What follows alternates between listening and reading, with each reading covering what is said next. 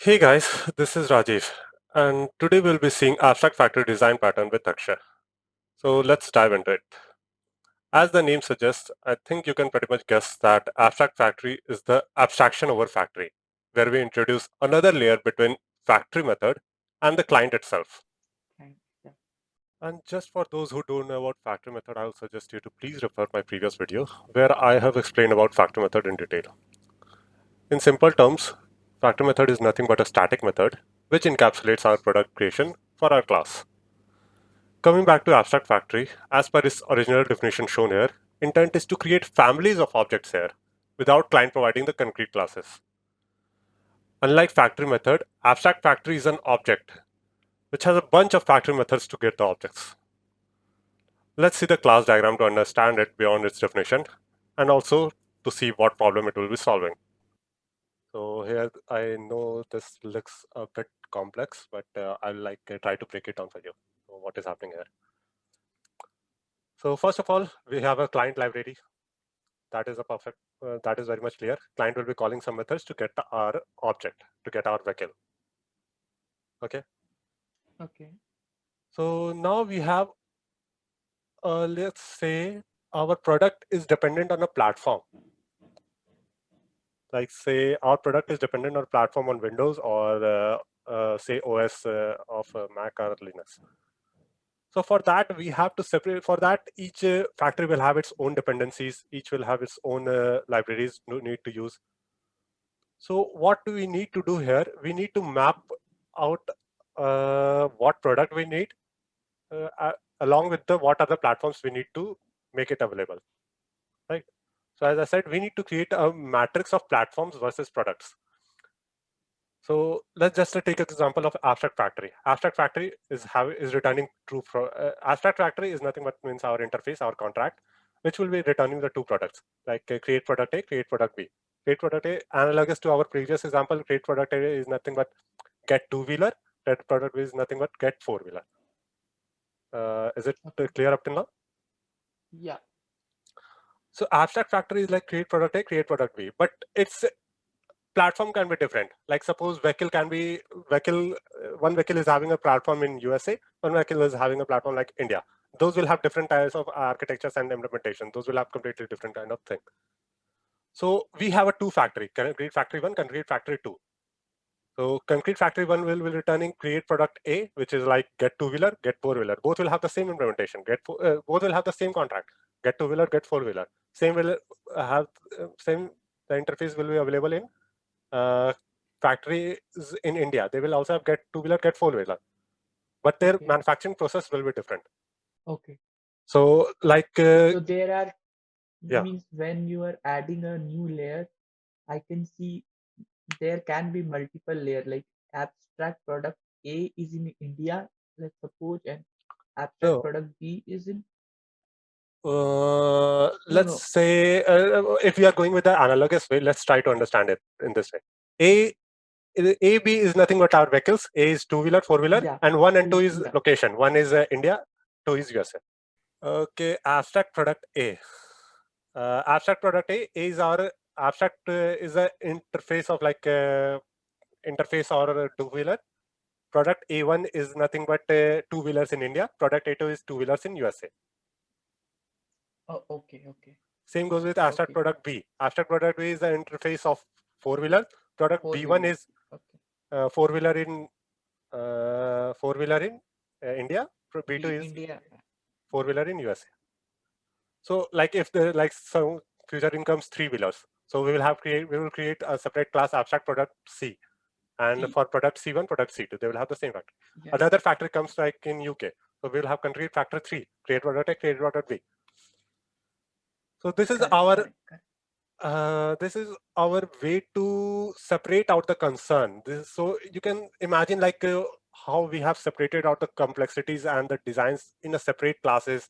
So it has simplified us a lot. And our whole classes can be break down into multiple chunks, and those are easily to replace and reuse.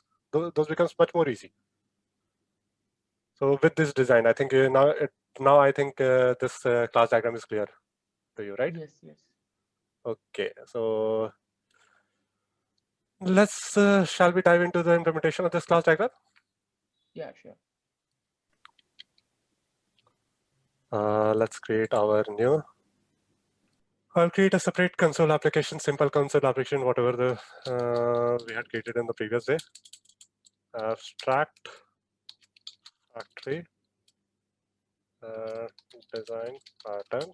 This should name is a bit long, but no. Okay, so we have a simple class. Now, instead of like chunking every class in one single page in single class file, let's try to have a proper structure this time. I'll create a separate folder in interface where we'll be defining our contracts.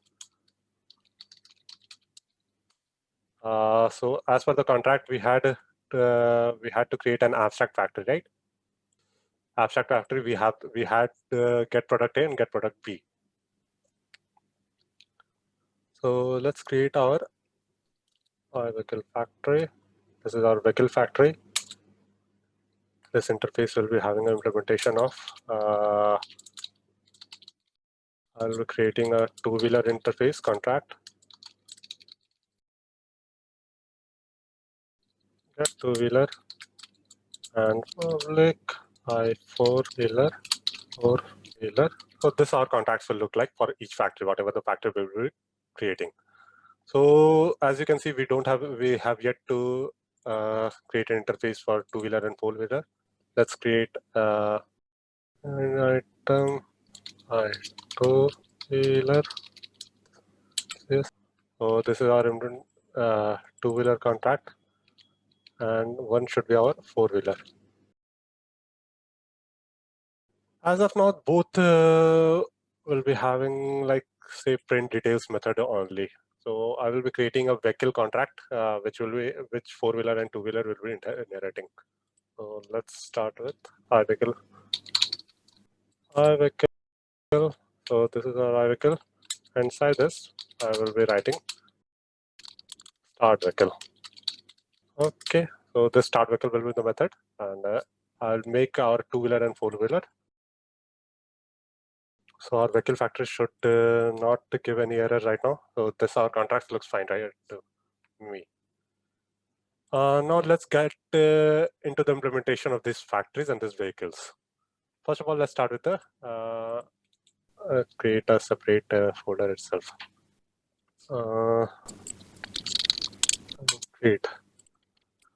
So in this concrete part, we will be storing the implementation of this interface, whatever we have created. Let's rename it to like concrete factory and concrete vehicle to change the name to just separate it out. So in this concrete factory method, we will be storing the implementation of this concrete new folder, concrete vehicle. This looks good. In concrete factory, let's add a class implementing our India factory. This looks good. India factory. Okay, another class. Add new item. Here's a factory. I'll make both of them implement iVehicle factory. So both of them are implementing implement interface. Let's touch both of them separately.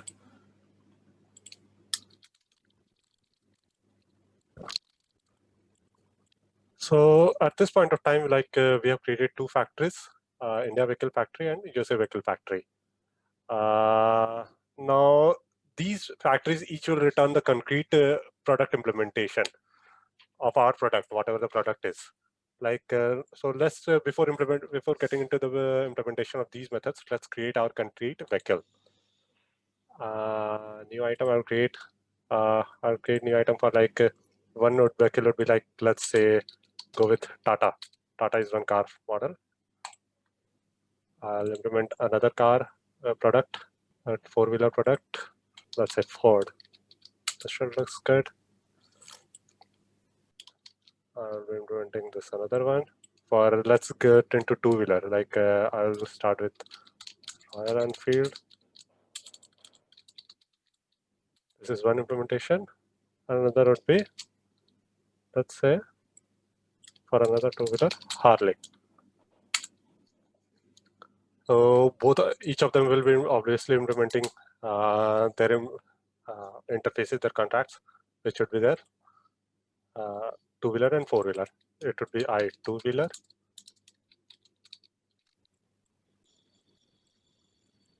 Start vehicle. In the start, I'll just simply write the line console dot write line starting Harley. I'll just simply copy paste this everything in R. Royal Enfield starting. Okay, now let's go with the implementation of this. It will be I four-wheeler starting Ford, and I'll just be copy pasting this part to or Tata. Yes, I four. I don't know why I changed this. It was already correct. I should change this Tata. Okay, this looks good. We have our implementation of each product. So as you can see, there is a matrix between our product, each product, and product category and product location. So these four instances which we have created, those are the like matrix results between the product category and implementation. So our let's start with the India factory. India factory get four-wheeler. Obviously, it will returning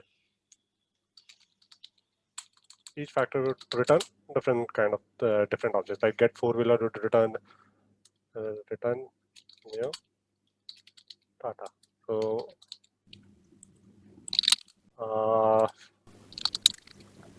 so we are changing the implementation return.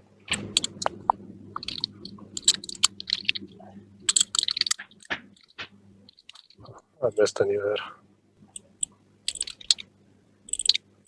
It would be okay. So as you can see, we have now we have our correct factory also. We have our correct interfaces. We have correct vehicle products also. So let's use our client to call each of them to properly and get our vehicle started. I'll start with the client.